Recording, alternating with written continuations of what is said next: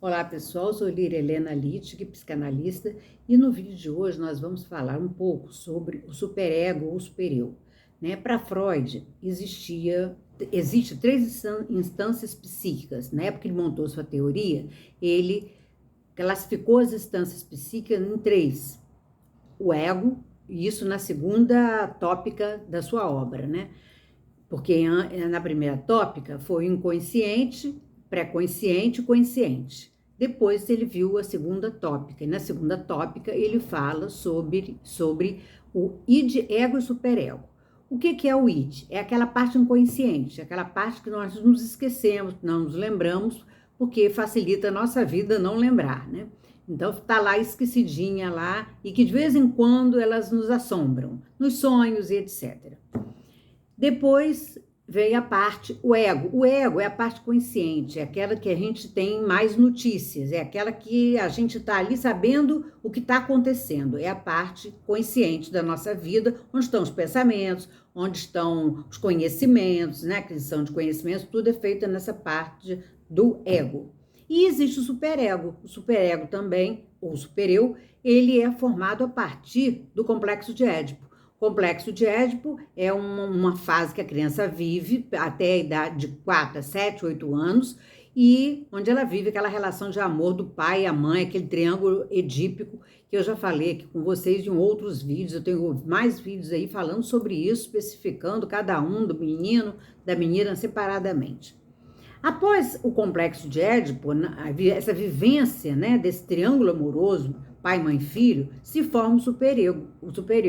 Esse supereu, ele é justamente ocasionada, sua formação se faz pelas identificações que a criança faz durante o complexo de Édipo.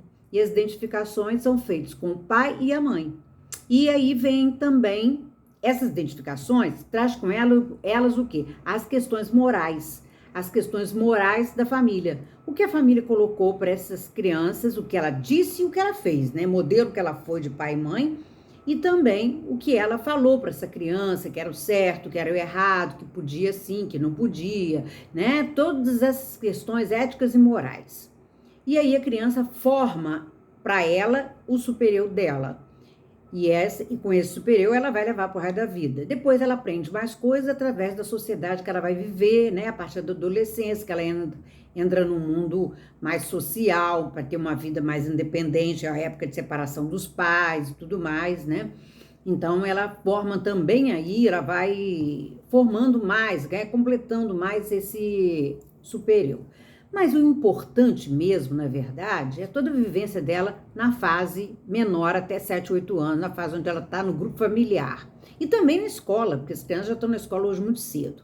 Então, todas essas questões morais, todas essas questões éticas, são formadas na criança a partir dessa idade. E junto com ela vem o quê? Vem o sentimento de culpa. Porque a criança, muitas vezes, ela quer realizar os desejos dela, mas ela não pode, ela sabe que é proibido, é impedida, ela está impedida de fazer algo que burle aquilo dali, que está errado. Está errado para quem? Para a civilização, para a sociedade. Está errado para o mundo. Então ela não pode fazer. Então ela recalca aqueles desejos. Aqueles desejos vão ficando no inconsciente, depois eles vão formando, vão ser responsáveis por sentimentos de culpa. Porque a criança não consegue realizar, E depois na fase adulta também não, porque a gente vive numa sociedade e a gente tem que adaptar nossos desejos de acordo com a sociedade até certo ponto, Não se pode abrir mão totalmente do desejo, porque senão o sentimento de culpa responsável por isso vem em cima e é ameaçador. Agora, o que acontece, que eu percebo, quando a gente lida com adulto, que tem muitas pessoas que têm o superego muito rígido, muito ameaçador para ele, que tudo é errado, Que tudo tá errado, não pode fazer isso, não pode fazer aquilo. Então a gente tem que sempre viver no mundo tentando adicionar e condicionar o nosso desejo, adaptar, na verdade, o nosso desejo a quê? Ao mundo que a gente vive, Aquilo que é possível fazer. Mas muitas vezes as pessoas têm um superego tão ameaçador e tão rígido, formado pela vivência dela na família, que às vezes são muito rigorosa, pais muito rigorosos, muito religiosos, que tudo era errado. A religião tem uma grande responsabilidade sobre isso, porque pune muita coisa não pode, muita coisa está errado, muita coisa da vida não se pode fazer porque é pecado, porque vai para o inferno, e porque isso vai ocasionando na cabeça daquela criança, assim, coisas ameaçadoras, coisas tenebrosas, que ela tá vivendo no mundo da fantasia, no mundo da imaginação.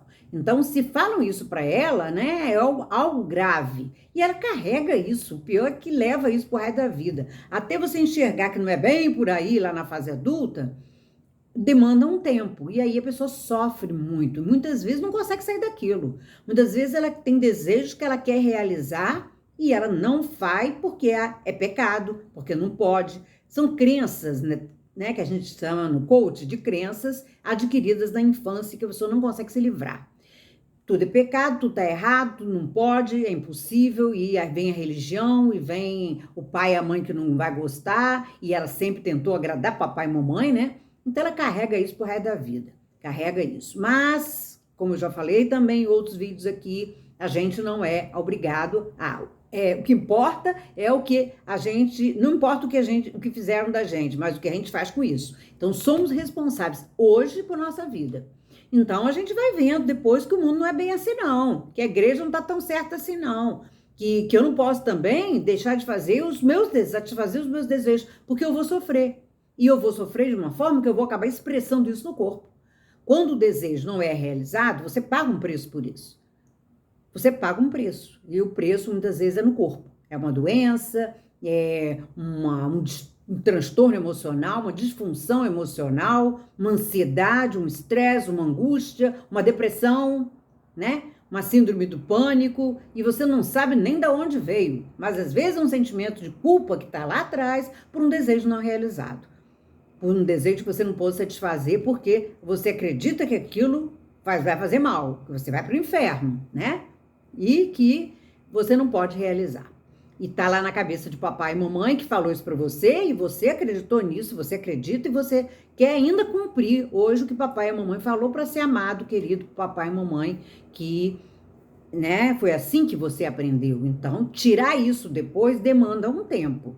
Só terapia. Terapia vai resolver isso, porque lá na terapia o analista vai perceber através da sua fala que você está preso aí nesse superego que é muito rígido, que é muito ameaçador e causador muitas vezes, de muitas doenças psíquicas, muitas neuroses, psicoses e muita coisa mesmo que veio através...